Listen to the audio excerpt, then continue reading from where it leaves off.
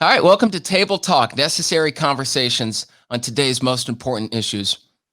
And if you didn't know, it's National Suicide Awareness Month. And about a week ago, we celebrated and acknowledged National Suicide Prevention Week. And, there's a lot of holidays and a lot of months that get celebrated and raise awareness for things. And particularly in 2020, we felt this was an important conversation to have. Because for so long, these sorts of topics have been taboo. People don't talk about them. They, brush them under the rug. And so many people are feeling things, particularly in this year and during the pandemic. And so we just want to have a conversation about it, casual conversation, virtual roundtable, if you will. And my guest today is Dr. Galen. Galen, got Dr. Galen Duncan. And Galen, could you introduce yourself and exactly what your title is with the Sacramento Kings? Sure. I am the Vice President of Professional Development and Kings Academy, which basically is I do a lot of work with the players, doing off-court things, helping them through their personal lives, their families, and others throughout the organization, and hoping to create a healthy mental health environment. Awesome. And I'm guessing that sort of position is relatively new. And that's, or has that been around a while in the NBA and professional sports? No, off-court player development has been around probably since the early '90s. It hasn't gotten much of a push because most of the work we do is behind the scenes and nobody really hears about us. Yeah. I will say that my role here is a little more robust in that it's a VP role and that I'm a psychologist. So everybody doesn't come with a psychological degree, but it was what the Kings thought was necessary. Awesome. Well, thank you for joining us. And from Indianapolis, we have Dr. Ryan Wild, programmer, doctor of radio programming sciences. I just made that up. And Ryan, maybe just kind of describe who you are and why you're with us today. I'm about as much of a doctor as Dr. Pepper is. I'll tell you that much. Anyway, no, I'm the program director of 97.1 Hank FM. We're a country station here in Indianapolis, going on 20 or more years now in this business, and handle all the day-to-day operations of what's going on 97.1 Hank FM.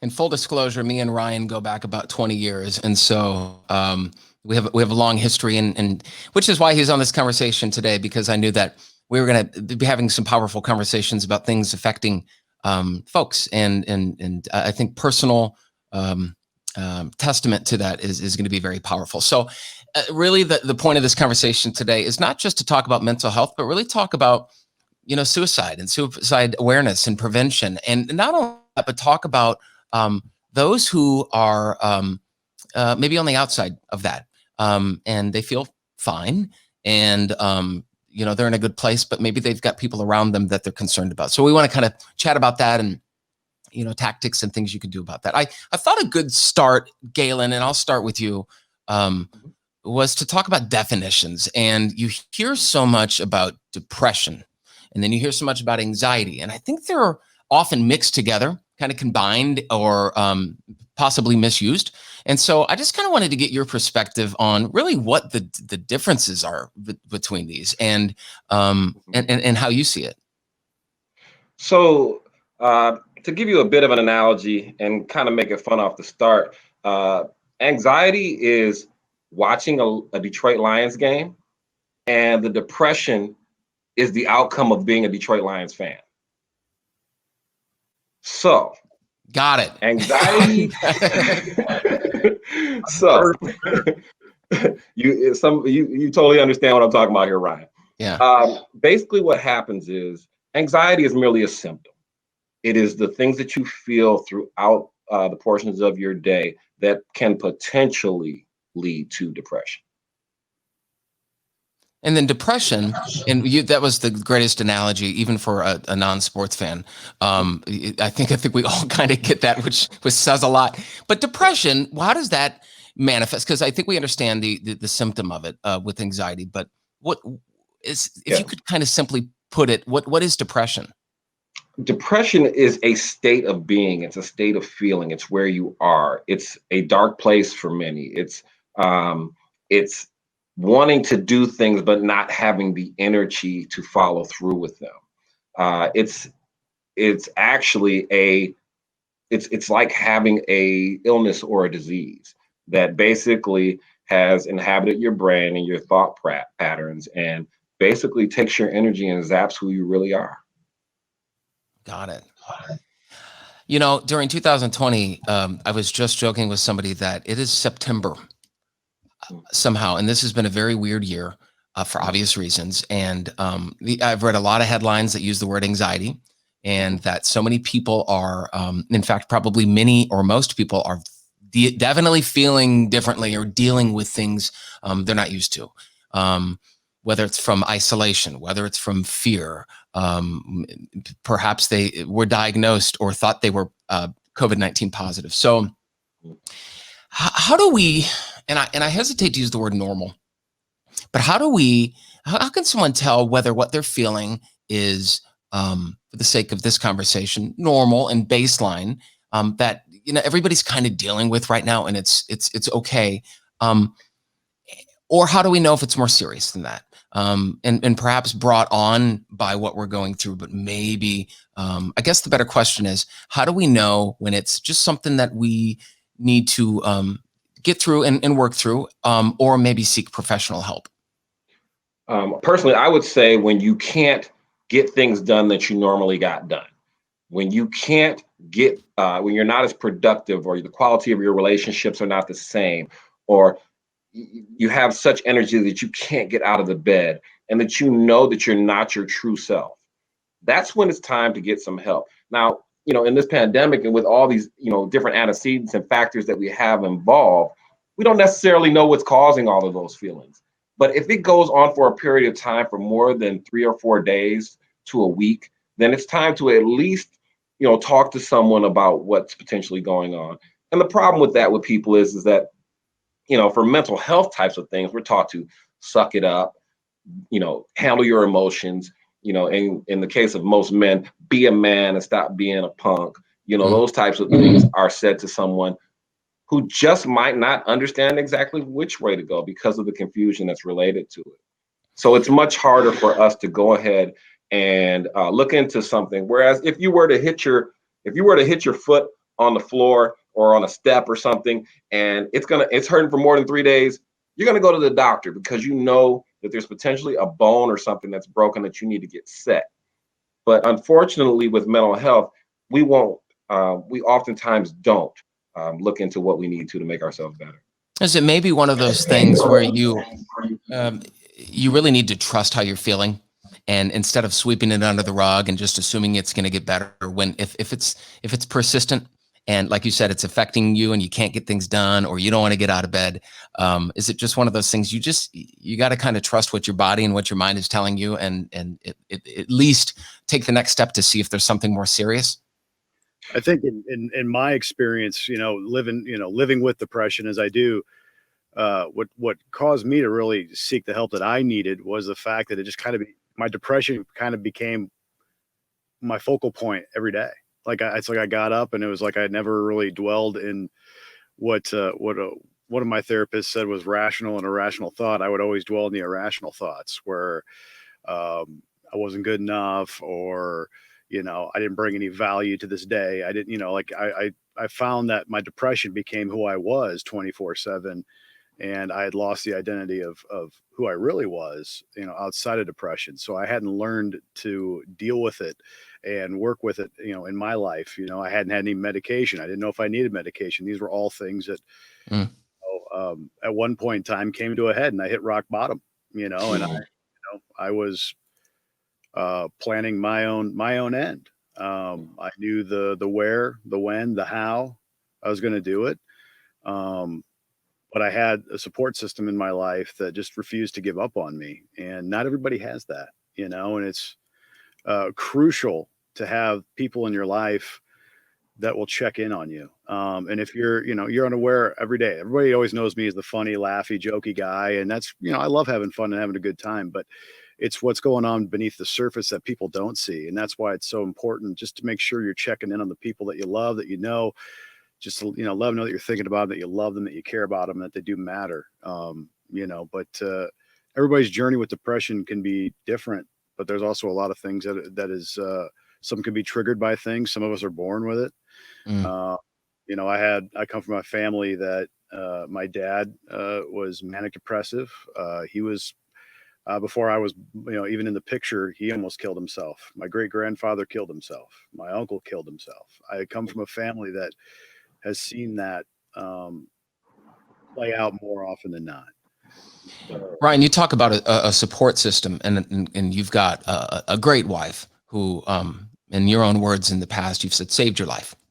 And so, you know, one thing I would ask both of you is, again, if you're on the outside, if you're Ryan's wife, if you're a wife and you're concerned about your husband or significant other or friend or family member, what are some of those signs where it's there's really something there? And as much as you know, I remember the song years ago, "Tears of a Clown," which is it describes just what you were saying. It's the happy, positive, jovial person, but deep down inside, they're dying inside.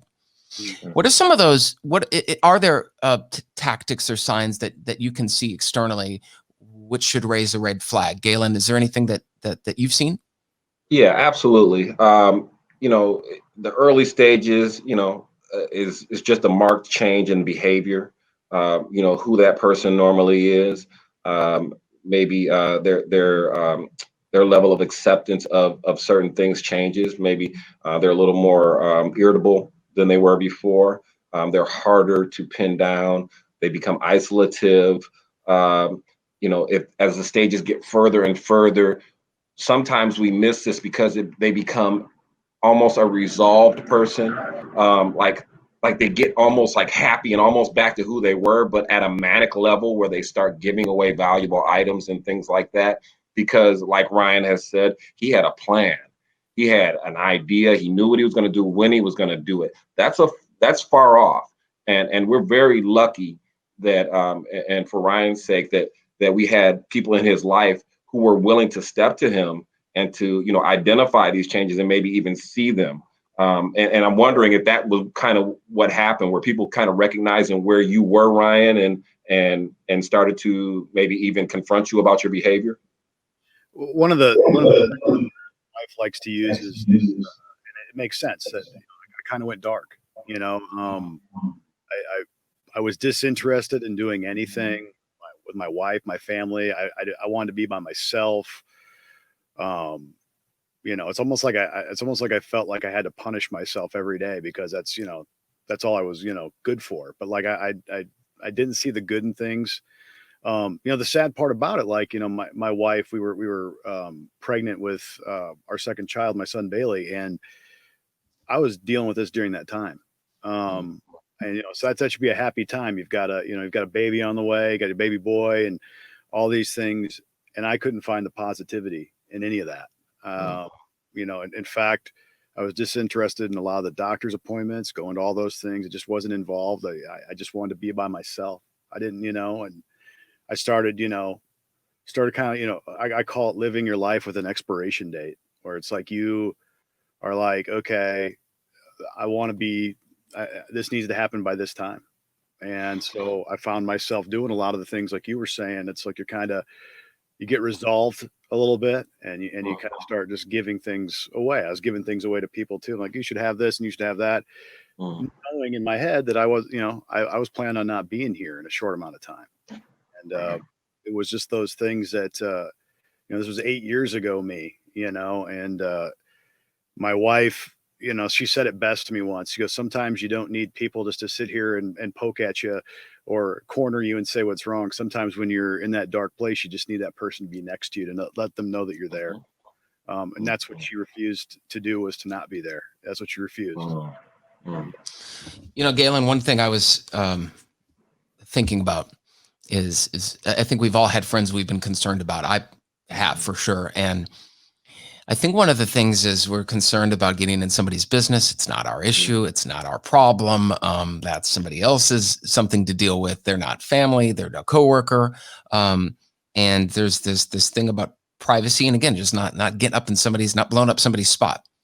At what point is it right to?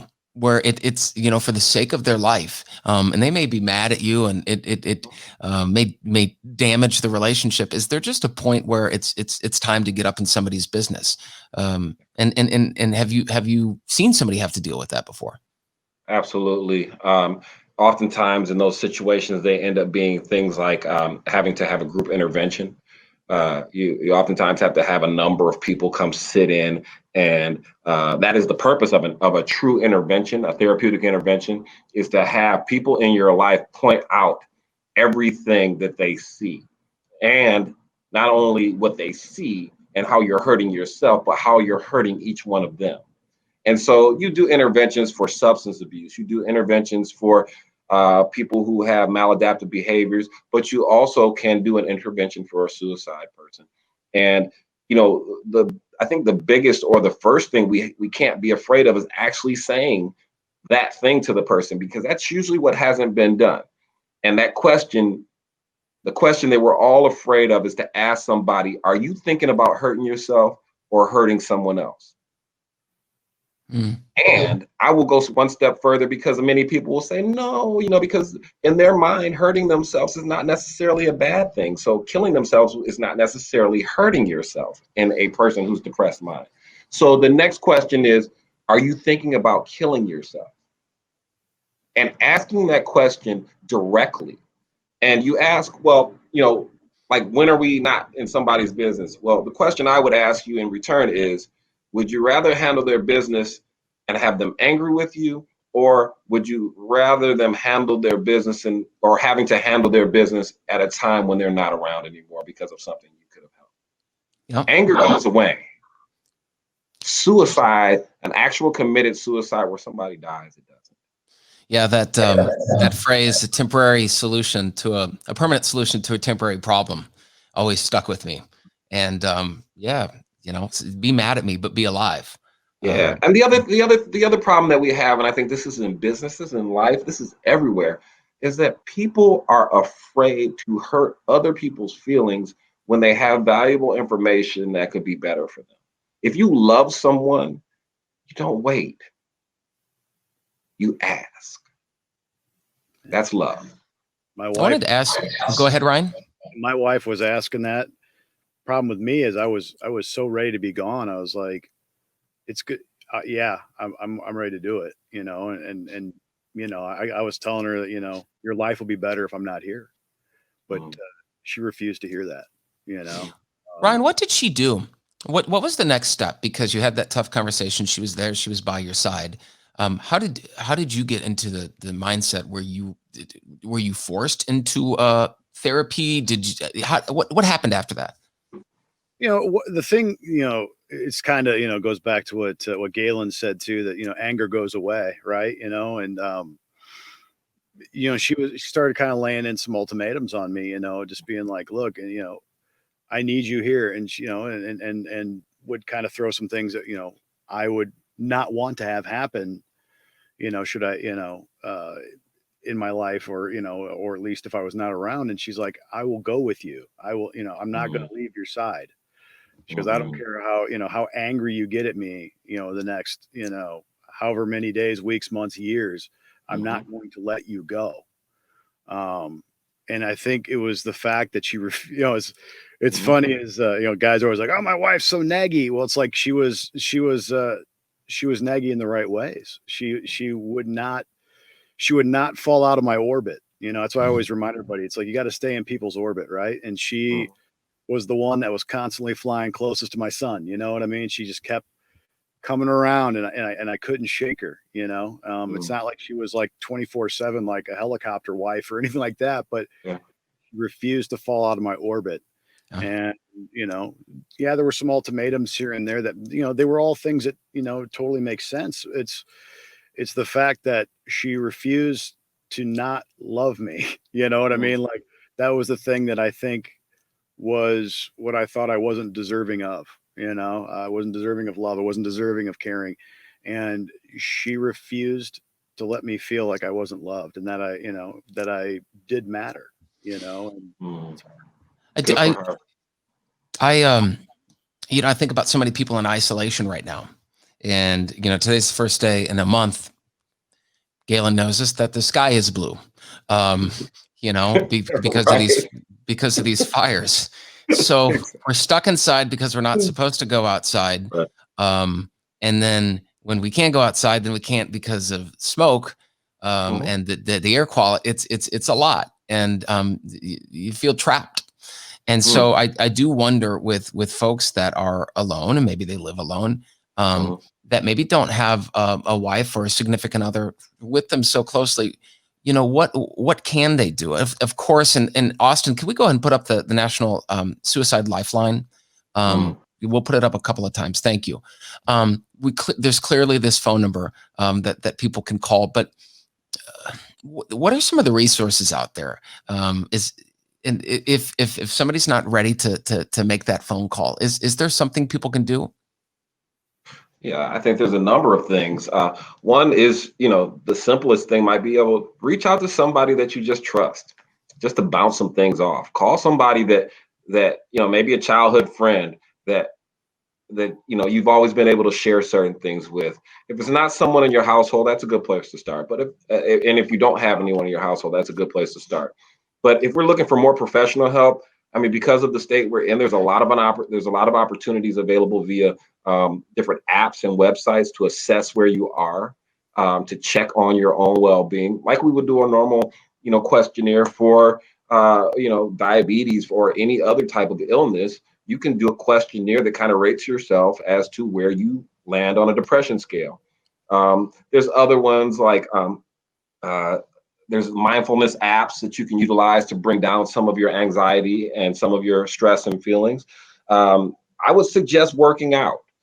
Sometimes that getting those endorphins moving, sweating, having that feeling can bring some clarity in your life and also remove some of the anxiety type feelings that are leading you towards the depressive feeling. A lot of times it's about letting those endorphins fly to be able to feel better. Um, and in the grand scheme of things, if it's too much for you, that you flat out call and get yourself admitted. you know Sometimes, like I said before, we're quick to go fix ourselves when we have an ache or a pain in one of our limbs, but the most powerful muscle in our body needs to be massaged, treated, and loved as well, and that's going to be our brain. I kind of want to go back to the anxiety stuff for just a second because of what so many of us can relate to right now. And I will openly admit that I've used the word anxiety on myself to describe how I'm feeling for the first time probably in my life, over the past couple of months. And my wife noticed it. We've got these superhero wives who say, "Are you okay?" And Mm-hmm. but anyhow, what are some of those tactics? And I know you spoke about this in Mental Health Awareness Month. Speaking of gratitudes and writing out a list, and you mentioned exercise. What are some of those other things that people can employ? Some of those tactics. I think being honest with yourself is the first one. Recognizing the fact that, hey, I'm not eating the way I should, or I'm not sleeping the way I should. My schedule isn't one that's normal. I don't feel the same. Looking at yourself in the mirror, if you don't look the same, there are things that you can definitely pick out on your own, and it's not hard to figure out if you take a positive and a proactive viewpoint of it. It's like anything. It's like brushing your teeth every night. You should do a mental health check. You should know where you are. Yeah. And listen to what your mind is saying, and listen to how your what your body is saying too. Ryan, would you have any recommendations? And by the way, Ryan was hit with the double punch this year. He's still, he's a survivor of depression and suicidal thoughts, and then him and his wife both contracted COVID-19. So it's been a heck of a year, and I know that what do they call you, a long hauler at this point? You're still dealing with Still dealing all with of that. stuff. Yeah, what was supposed to be a you know temporary 14-day illness was has become kind of a chronic problem for both my wife and I. And we're just we're dealing with a few of the issues that come with having COVID. And some of those things can be frustrating. And I've look, I still battle depression every single day. It's the roommate you don't want, but you learn to live with, right? And I battle it every day. And there's been things, even in the COVID, post COVID long hauler world, that frustrates and, causes me anxiety, but I've really tried to exercise the things I've learned through therapy and all those things to try to help me get through those things. I've been trying to work out again. It's to kind of go back to the looking in the mirror thing, Galen, I was thinking about, when you look in the mirror and you don't recognize your own face, that's a problem, and that's kind of where it started for me. It was that aha moment with my wife. I was like, I looked in the mirror, I just saw somebody who had aged way too fast, and didn't recognize them, and you got to continue to take the steps that you need to take care of yourself. Yeah. As a friend, someone on the outside looking in, don't be that friend where, you're on top of the ladder and your friend that needs your help is down here and they think they have to climb up the top of the ladder to get to you. Your friend that climbs down the ladder and helps them come up. Go down. I would put this out there on your behalf, and I hope it's okay.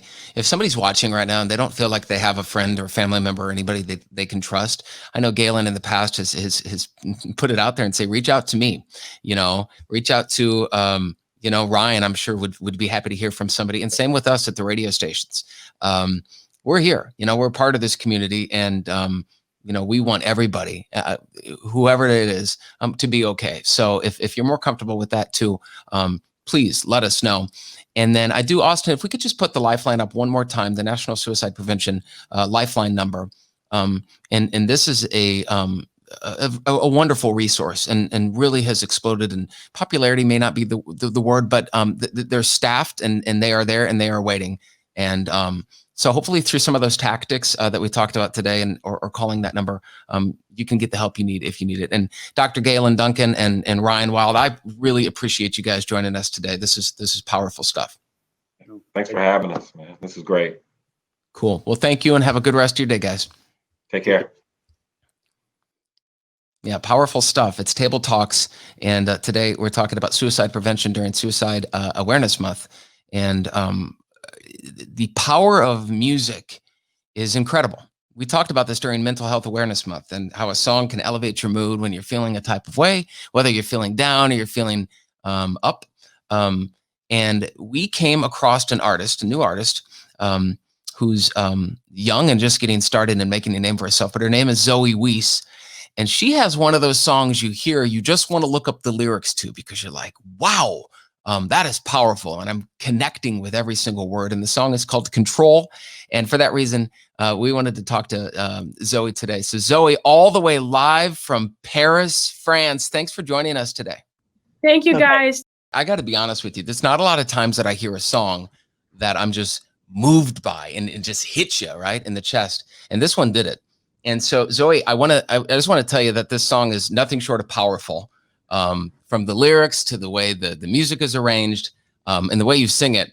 How did it come together?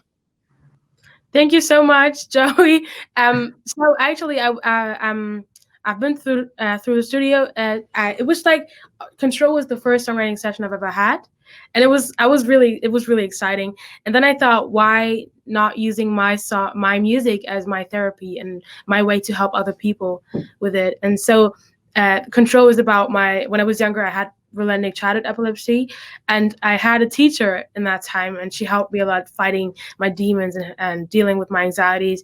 And with this song, I just want to say thanks to her. Wow.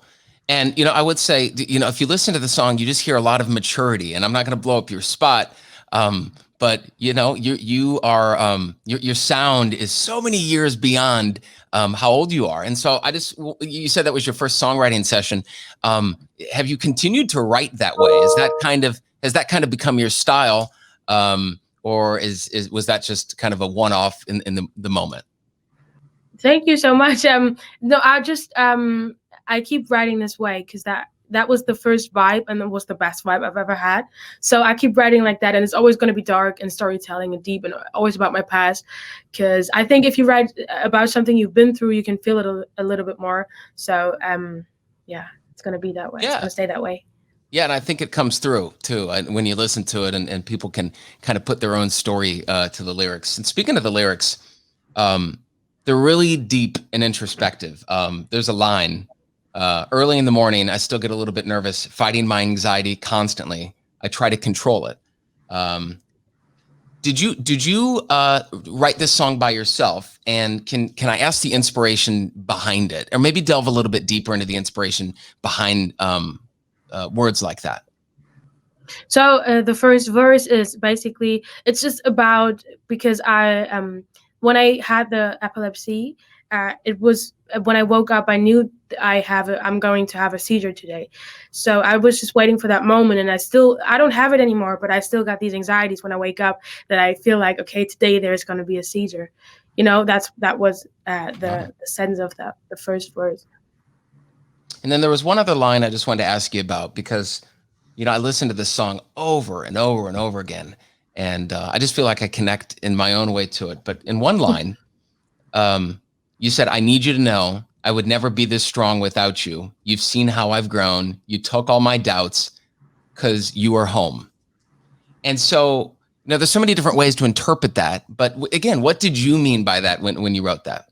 So this is I need you to know, yeah, it's for the teacher. She helped me with everything, with the epilepsy, with fighting my demons and everything. So, and I just wanted her to know that, like, when I went to school and I wasn't at home, she was my second home, So that's like, she were home to me. Now, has she had an opportunity to actually hear the song yet? And if so, how did she feel about it? I showed her the song before it came out. So, and I had a little studio concert. Like, my producer said, "Okay, Zoe, you can take some friends with you and family." And I asked her if she wanted to join, and she came. And then, I sang it live before it came out for her, and she cried. Wow. Yeah. Well, I would highly recommend to people, definitely go check out the song. There's also a version you did, a strings version. You're in front of an orchestra, and it takes it to a whole nother depth. And I recommend people watch that too. It's very beautiful. Thanks, Joey. Thank you. So I love that version. I love every version. And I think so many people say to me, "Yeah, Zoe, enough of control," but there's never enough, because I got a guitar version, I got a piano version, I got the original version, the orchestra version. I love it. I love it. Well, thank you for writing such beautiful music that people can relate to. And thanks for talking to us all the way over in Paris. And the world is crazy right now. And we appreciate you releasing music like this right now. And of course, hope you're staying safe as well. Thank you. Thanks for having me. It was fun talking to you guys. And hopefully I can come over and we can talk in person. Absolutely. All right. Thank you so much, Zoe. We appreciate your time. Thank you, guys. Stay safe and take care. Thank you.